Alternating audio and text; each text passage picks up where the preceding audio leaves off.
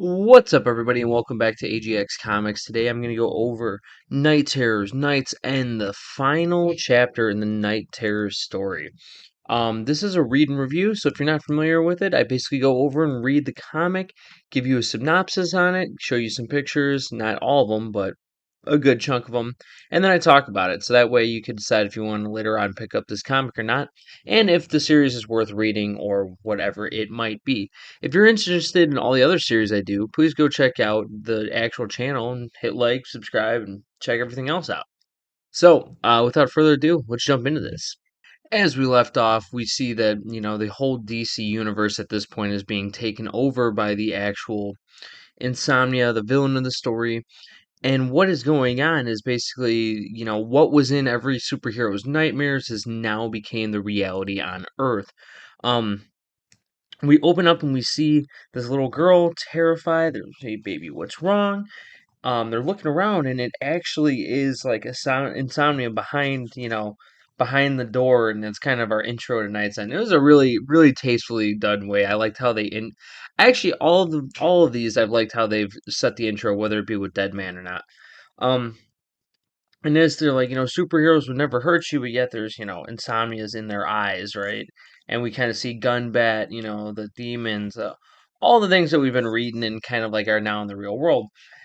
And now we get some really interesting, I would like to say some really interesting artwork where we're seeing the battle between these demons and, all of our superheroes from the DC universe. They thought the heroes would bring them to safety. They have not.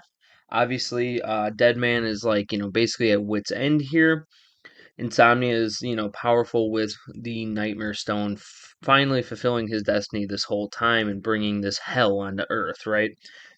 And in it, Deadman's like, we don't have to do this. It could be a different way because Deadman's the only one who's seen into Insomnia's like dreams. However, Deadman's kind of asleep in a sense, right? Obviously, he's dead, so like, how can that be?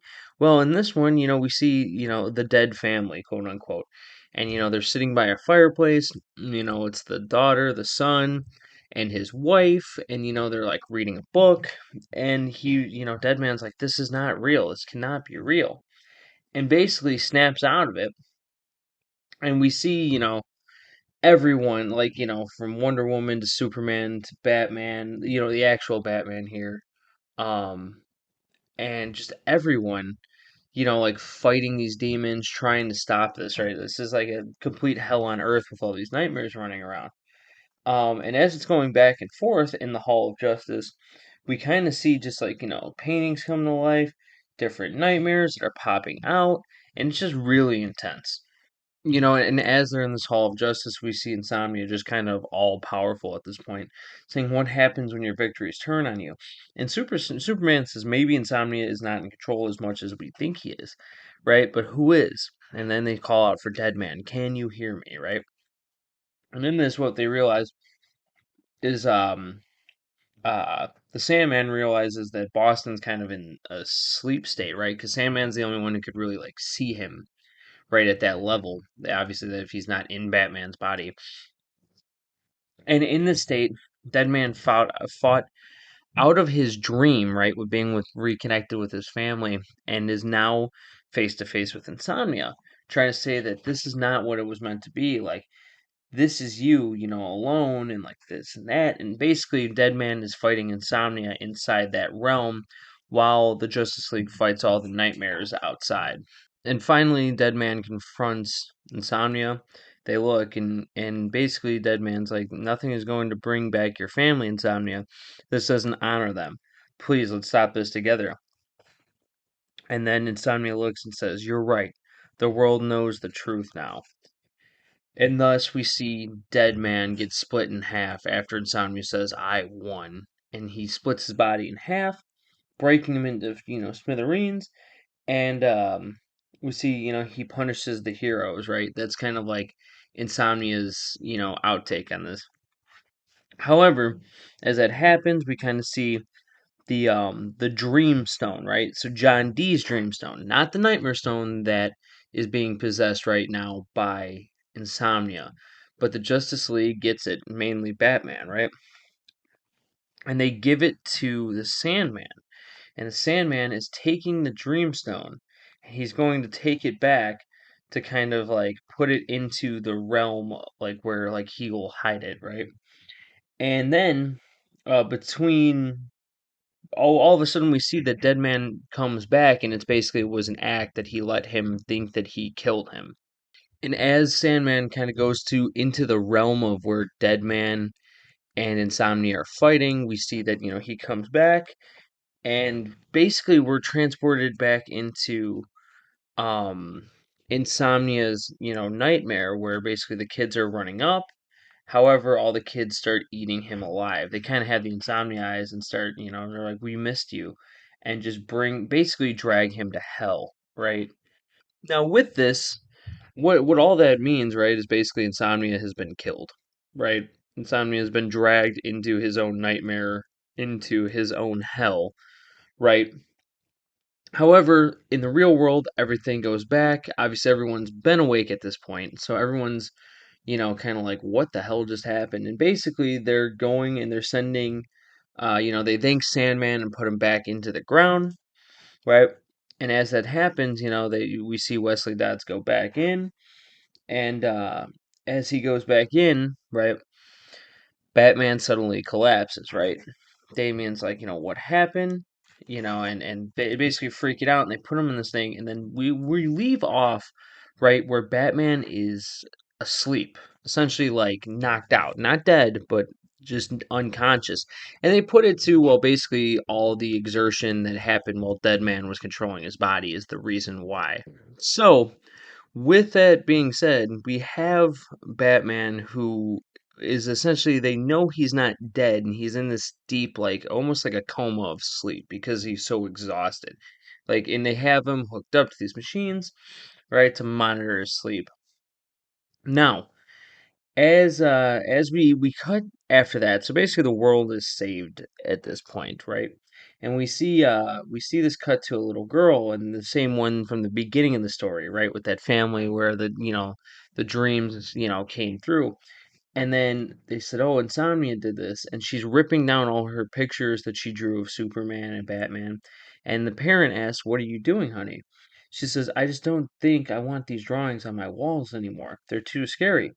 And he's like, "It's okay after what we've been through. I think superheroes are scary too." And basically, this was not part of the plan, right?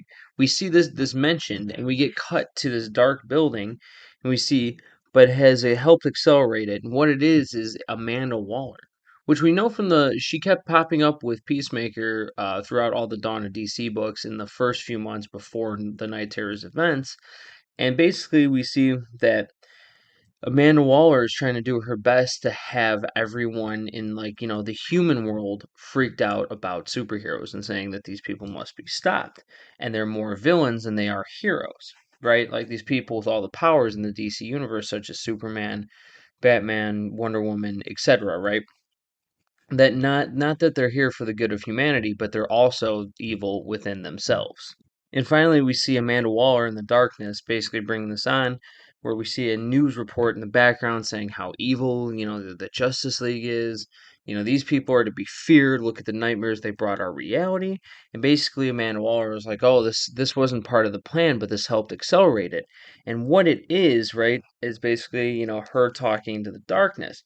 She's like, Bright managed to, grab all these things from the Justice League during all the chaos. And the chaos was, he grabbed the Nightmare Stone, which is huge, and the Helmet of Hate on Lazarus Island, right? And she gives it into this darkness and says, "Then be my guest, take what is yours," because this being wants to make the Justice League pay that they can't do this with all smiles. And then the guy says, or the being with two hands appearing out of the darkness says, "No one can know who I am." Basically, the helmet and the Nightmare Stone converge, and says, "Ah, it hurts." We see rumblings, and then we see Amanda Waller say, "What will you call yourself?" And then we are finally introduced to the first cameo appearance of Dr. Hate. And this is where she says, "Phase 2 begins. The Justice League are feared by the world, which means your target is the Titans." And this will be continued in Beast World. starting in November of 2023. So, if you like that, this is where we talk about the review portion, and I'm gonna try to fit as much as possible in this review talk here. I'm also gonna do a follow up video, so definitely subscribe to the channel and take a look at that. Especially if you listen to this far, like, what are you doing? Hit the subscribe button and comment, see what you feel about this whole series. But for this particular issue, the way that it ends, I mean, we are introduced to Dr. Hate, and like Dr. Hate's gonna have even more powers, like this more powers than what Insomnia had, essentially, right?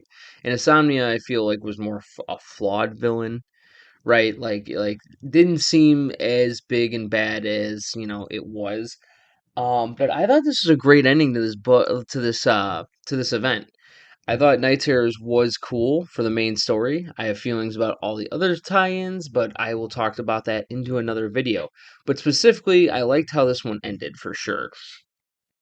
And so at this point, let's kind of recap, right? What happened is basically now the events that leave off that are big points to know going into the future is that the public hates superheroes now, right? Because they think that they're the ones who unleashed all these nightmares. So Amanda Waller has been secretly trying to get the team to get all of the Justice League team and all of the superheroes, you know, to basically like be the outlaws or the villains and not actually be the ones who are trying to set out to do good in society, which is definitely very interesting, with the contrary. And this Dr. Hate, right? Yeah, this is gonna be the new one. This is gonna be, a Titans. This is definitely gonna be a Titans event that's gonna be coming up, and I will be covering it on the channel. So do yourself a quick favor, go and hit that subscribe button because trust me, I'm gonna be covering that video or those videos in read and review form, just like I did this series. Um, but all in all, I really like the series, and yeah, there's a lot of events that are coming up, and it looks like Doctor Hate is a much more powerful villain than Insomnia was. So it's gonna be new, it's gonna be cool. I can't wait to see where this goes. But until next time, thank you, and I'm gonna be doing a huge synopsis video on how I felt and the pros and cons about everything coming up this week about Night Terror. So again, if you've been rocking with me for this long, do me a favor, go hit the subscribe button, and I will see you next time. Thank you.